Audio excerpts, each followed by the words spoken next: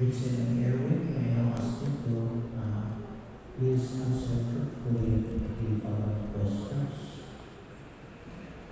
Richard Ann, did you come here with your own finger to buy yourself whatever you cannot service of your husband?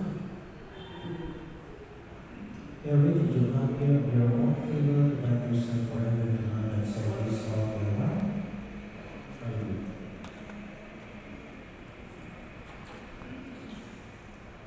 Are you both ready to raise as good Christians the children whom God will give you? Since you wish to confront Holy Matrimony, please join your right hands and express your intention before God and His church.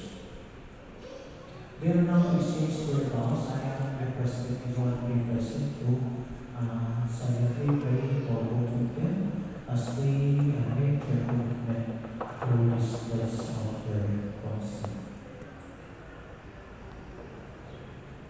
Richard Ann,